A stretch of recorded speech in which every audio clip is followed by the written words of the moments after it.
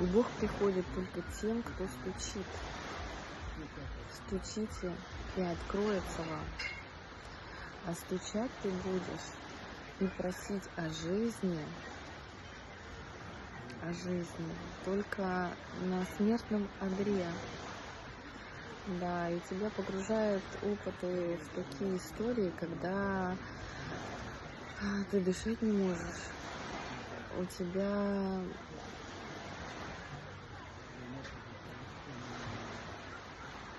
очень сильное желание жить. И кроме этого желания у тебя нет никаких желаний. Ты никуда не смотришь, кроме как в эту просьбу. Господи, я жить хочу.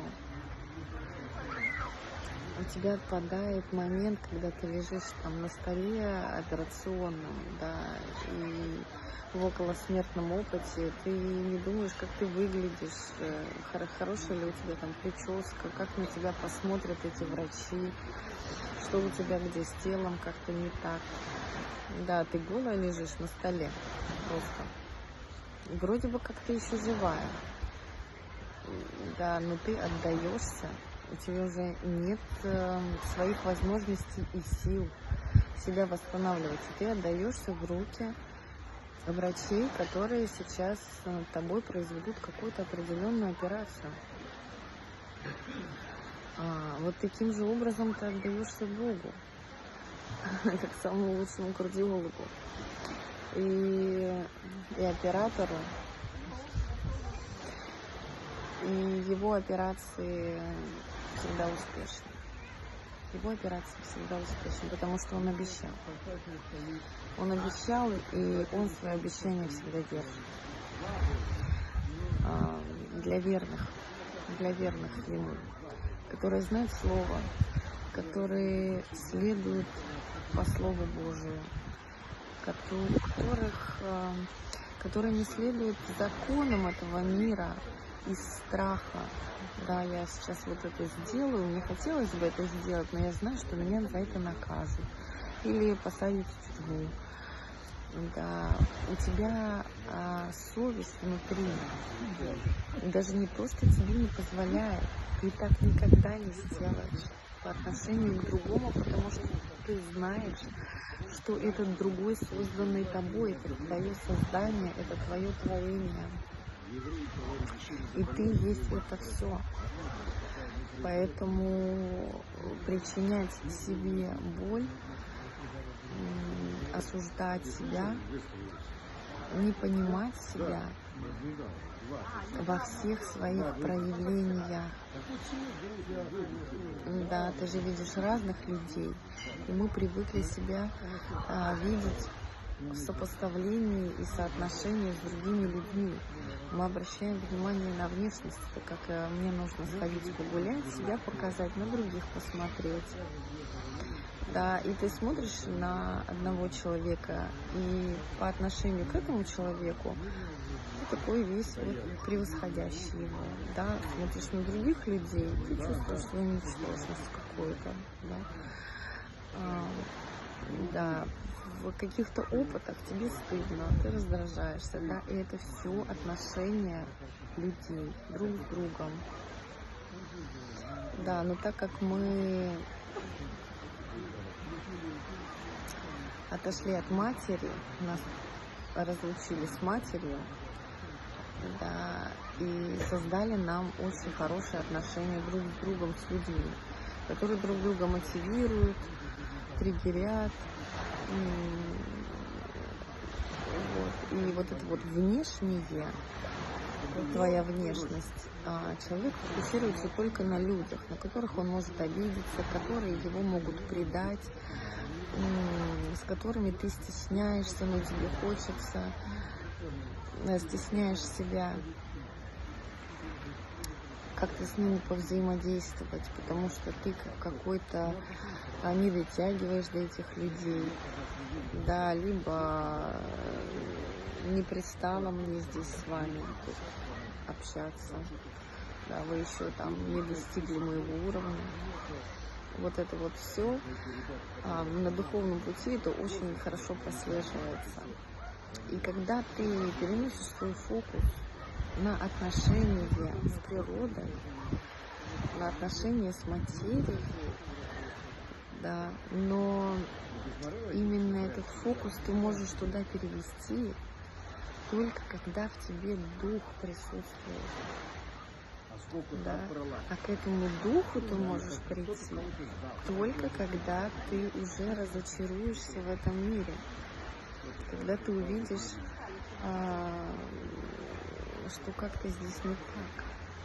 И ты уже хочешь создать свой мир и по-другому. Да, когда ты уже был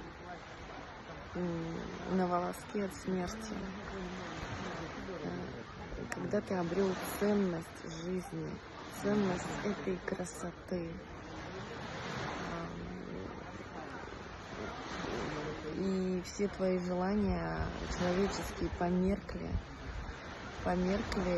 и все твои какие-то возвышенные даже мечты померкли с той мечтой, чтобы жить здесь вечно, чтобы быть молодым, красивым. Да, но по отношению с другими людьми ты всегда будешь где-то проигрывать. Ты найдешь именно таких, где ты проиграешь. Либо ты будешь всегда находить таких, с которыми ты будешь как пастырь с овцами. Да, ты будешь рассказывать, ты будешь чувствовать своего внутреннего учителя, гуру, и ты будешь этих людей к чему-то вести. И так ты можешь тоже вечно проживать. Но в какой-то момент тебе щелкнет и скажет, что я сейчас делаю. Своим желанием постоянно кого-то чему-то учить, я создаю этих людей, которые учатся у меня.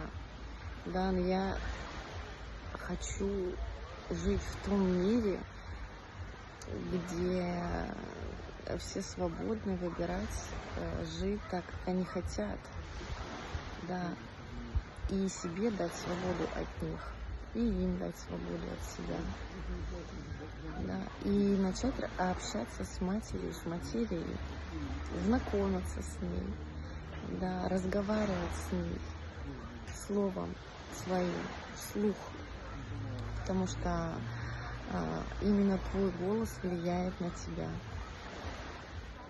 Ты сам себя создаешь голосом. Ты слышишь себя. Твой голос – это та энергия, которая из тебя материализуется здесь в форму, оформляется в слово. Ты его слышишь. И он тебе может нравиться, может не нравиться. И опять же, ты уже убираешь соотношение себя и определение себя по отношению к людям, ты уже взаимодействуешь сам с собой. А какой ты? А какой ты нравишься ты себе, не нравишься, осуждаешь ли ты себя, винишь ли ты себя за что-то в жизни, что ты как-то неправильно поступил. Да. Но всегда присутствует стук. Всегда присутствует стук. Как тоска, как иной раз отчаяние, как Господь сказал: отрешись от этого мира и выбери меня. Потому что этот мир не тобой создан. Если ты еще не чувствуешь себя создателем и творцом, этот мир создан не тобой, и ты проживаешь в чьем-то мире, в чьей-то картине мира, которые подарили тебе родители, и твое окружение, среда обитания, соответственно, все внешние источники. Да, ты начинаешь хотеть создавать свое. А как ты будешь создавать свое? Таким же образом. Также словом, также взглядом.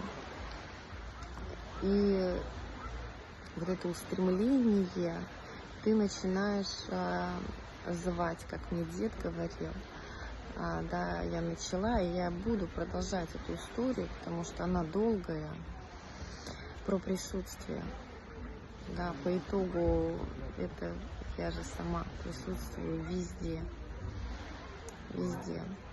Потому что когда я, будучи маленькой, погружалась в этот страх, мое тело сковывалось, леденело, это холодный пот, это ужас, это закрытые глаза и нет выхода. Мало того, что родители мне не верили, что со мной кто-то лежит.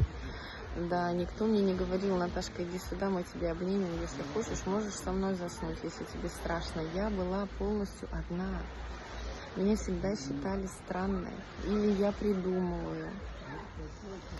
Да, то есть у меня не было того взрослого, с которым бы я могла откровенно просто проявить даже вот свой страх, рассказать о нем, потому что никто меня не слушал, все от меня отмахивались. Да, и я в этом мире вот была одна со своим страхом. И опять же, куда устремлялась я? Как мне дед говорил, зови меня только тогда, когда ты чувствуешь, что не можешь справиться. Да, когда тебе очень страшно. Вот тогда меня зови. И вот этот голос «Господи, помоги мне»,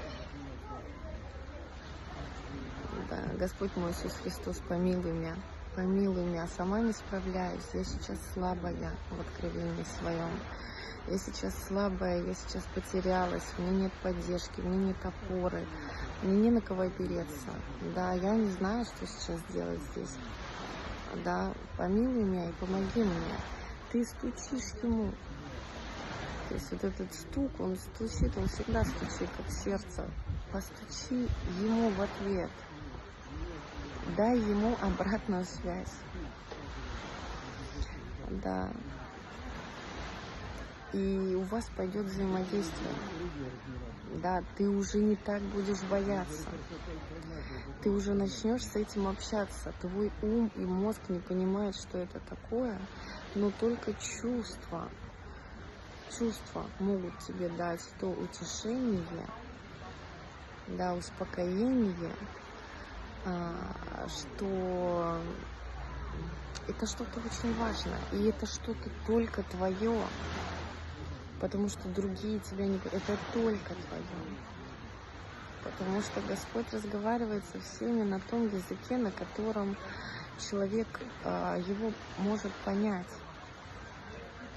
Да, и когда вот та Наташка, лежа на кровати, очень сильно боялась, я вот недавно очень глубоко это прожила, это у меня были просто такие истеричные моменты выхода, потому что я, будучи здесь, в своей силе, в своей красоте, в своей уже мудрости, которая есть во мне, премудрости божественной, иной раз вспоминаю ту Наташку, которая лежала там под одеялком, и у нее не было выхода, кроме как куда-то выходить из тела. Да, и я не просто так вспоминаю, да, у нас же время, все идет одновременно. И как только она там запрашивает: Господи, помоги мне, Господи, я не знаю выхода, я отсюда ее слышу, я вспоминаю об этом. И я иду туда к ней, обнимаю ее, и говорю ей: детка, я с тобой, я рядом, я здесь. Да, не бойся. И я обнимаю себя своим присутствием. И я там чувствую это присутствие. Кого я чувствую там присутствие? Куда я вопрошаю? Я вопрошаю сюда, что здесь, я говорю, уже все свершилось, уже все хорошо. Это просто путь. И ты обязательно вспомнишь. И этот стук был не для того, чтобы я тогда вспомнила. Да, тогда я это проживала, а для того, чтобы сейчас я все вспомнила. Каким образом происходит вот это присутствие. Да. Опять же, всегда во мне духа было много, такая духовитая, да, духовитая, духа много, а я могу там вот это вот солнышком, качели, все качаются, и я сейчас буду качаться. Все, мы солнышко крутили на этих качелях, там по гаражам прыгали. То есть я во мне силы много, да, но немножко ясности не хватает, опыта не хватает. Да, я вот за ребятами там прыгаю, многие наоборот боятся, а я вот во все тяжкие, как говорится. Вот. И мы прыгаем с гаражей. Это была зима. И я помню, что гараж был треугольничком, и я еду с этого гаража. Просто лежа беру и вот так и съезжаю с этого гаража лицом вниз на очень такой сугроб ледяной. Я понимаю, что я прям как на скалу упала, и я не дышу. Я не дышу. Ну, кто вот был в таких состояниях, меня понимает. Вздохнуть невозможно. Все.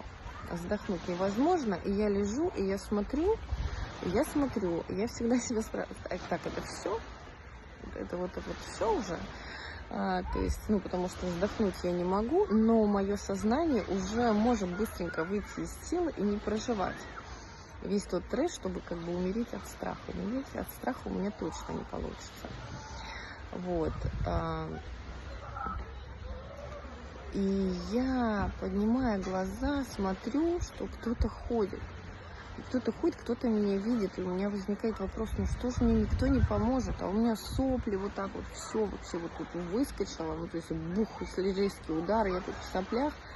Вот, естественно, нет никакого не плача, потому что я просто без дыхания. Да, но я смотрю, кто-то здесь прошел, но никто мне не помог. Да, и каким-то образом потихонечку начала дышать и пошла. Потом я вспомнила момент на качелях, и также я раскачалась. И мы раскачивались и прыгали. Вот чем быстрее, больше раскачаешься и прыгаешь с этих качелей. И как-то я так прыгнула, что я упала. Теперь на спину. Я сижу как балконский, смотрю на это небо. И опять спрашиваю, вот это все? А что, вздохнуть? Я уже не могу. Все, дыхание перекрыло. Вот. И опять я смотрю, и кто-то проходит мимо. Я такая, и я понимаю, все, здесь, да, вот человек, он мне сейчас поможет.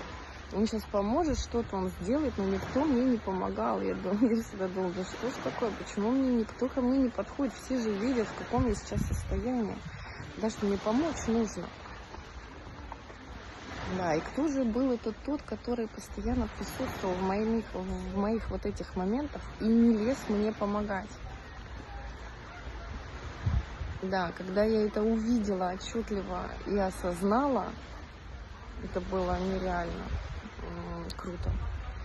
Да, что я сама прихожу сама же к себе в эти мои проживания и моменты и утешаю себя, что все хорошо. Я знаю, что все хорошо. Я знаю, что ты живая. Я знаю, что ты счастливая, классная. Да, а сейчас это только этот моментик. Я сбавляю градус страха своим присутствием в тех всех моментах себя, в которых мне было, до смерти у меня было отчаяние, до смерти у меня была безвыходность, да, это было очень много моментов. Это перепроживание называется. Перепроживание и погружение своего присутствия в те моменты, где до жути плохо. Да. Вот. И этих моментов очень много. Вот. Но именно вот это присутствие, оно приходит к тому, кто вопрошает, кто просит, кто возносится, кто не боится выйти из тела, расслабиться и понять, что я все равно дышу. Каким-то образом сейчас мое тело не дышит, но я существую. Просто сознание чуть выше, чем тело. И это сознание может наблюдать более тонкую картину, которая происходит, более вневременную картину, потому что страха нет. Да, нет страха, есть интерес. Выжил я сейчас или нет? Да.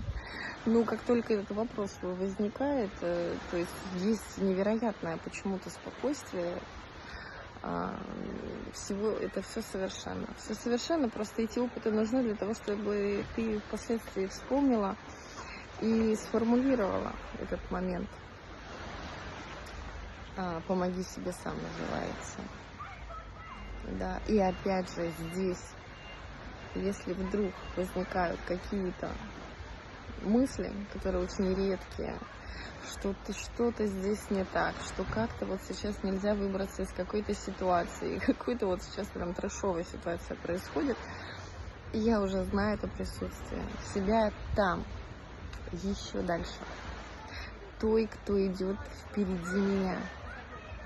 И она мне говорит: Наташка, ну ты же уже все знаешь, ну ты же уже все вспомнила, и у тебя нет моментов для страха.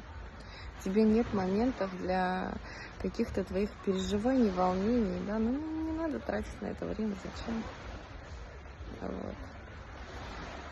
Просто принимай сейчас все, как происходит. Это для чего-то нужно. Да, все мои шерстяные ситуации просто для того, чтобы я их прожила, этот опыт. И я что-то из этого опыта вынесла. И как-то мы здесь живем. И как-то наше тело, которое там чуть-чуть поцарапаешься и идет кровь, как-то оно здесь выживает, это тело. Да. И как ты тут не бьешься, не стучишься, я даже не знаю, тебя латают, и все, и ты живешь, и ты трансформируешься, твое тело преобразовывается, ты наблюдаешь себя разным в разное время. Да, и можно даже проследить, с какого в определенного момента я, допустим, начала очень сильно поправляться. Да, это был какой-то определенный момент. Да, потом ты выходишь из этого момента, либо там что-то, какое-то заболевание начинается. Ты определяешь тот момент, в какой момент началось это заболевание. В этом моменте было что-то очень важное для тебя. Да, тебе просто нужно вспомнить. Но на вспоминание нужна энергия. А энергия у нас божественная. Только божественная. И ее можно просить: Господи, дай мне вспомнить Тебя. Дай мне вспомнить Тебя. И как ты только о нем вспомнишь, о том, кто может тебе помочь, когда другие не могут, вот, он тебя наполнит той энергией, когда ты начнешь вспоминать. Начнешь вспоминать и начнешь для себя создавать картину мира. Да, кстати, кто-то об этом писал, это называлось работа с временными линиями. Вот. И я потом встретилась с этой книжкой, я прочитала, и я поняла, раскрыла для себя свой опыт, каким образом я это делаю. Да. И вот крайний раз настолько глубокий был этот опыт, я погружалась, это, наверное, было в то время прям очень сильный крик о помощи вот куда-то, да. Я прям еду, и я проживаю, у меня слезы, у меня истерика, то есть я здесь даю выход тем эмоциям, которые не может выдать та Наташка, которую сковал оцепеняющий страх. Да, потому что там нет эмоций, ты просто... Как объяснить, да? Когда ты в оцепенении находишься, ты не можешь выдать эти эмоции, ты не можешь ни одной слезинки проронить даже, да, а слезы — это выход, это очищение, да, любая даже эмоция, пусть она будет гнев, злость, дай эту энергию сюда, и ты освободишься от нее, ты просто ее пронаблюдаешь, да, и она больше не будет к тебе приставать, только подавленная возвращается, проявленная, ты уже с этим знакома. Знакома с такой собой, и ты в принятии себя разной. Да, только когда ты посмотришь на себя с разных твоих проявлений и примешь себя. Да, и я самая божественная чистота и самый нижайший ад. Да, и самое вот это милосердие и самый сильный гнев разрушающий. Ой, сладкий пришел, иди ко мне, малыш. Вот это да, смотри. Вот шапу манил своей игрушкой. Да, Да. у нас здесь волчонок. Вот малыш мне пришел, говорит, мама, я с тобой хочу поиграть. Ну, пойдем поиграем. У нас здесь вот тут малыш еще ходит где-то. Рядом с нами. Рядом с нами голопоп. Что ты хочешь сказать? Люблю всех. Господь всегда с нами.